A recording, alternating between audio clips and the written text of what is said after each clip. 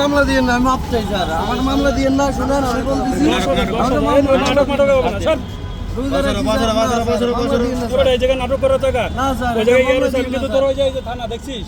দেখছি তো মামলা ঠিক আছে, লাগে দিয়ে যদি আমার মামলা দেয় 5,000 টাকার মামলা দেয়, এটা তো আমি মানবো না।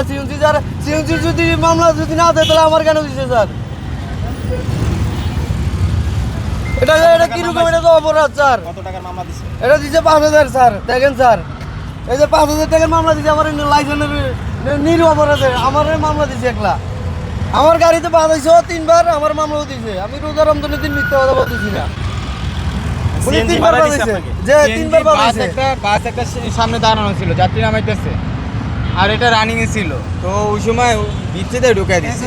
ভিতরে ঢুকাই দিয়ে এখন তো বলতেছি মামলা হয়ে গেছে, ওনারা ছাড়ছে কেন? ওনারা ছাড়ছে কেন? ওনারা, আমি তো বলছি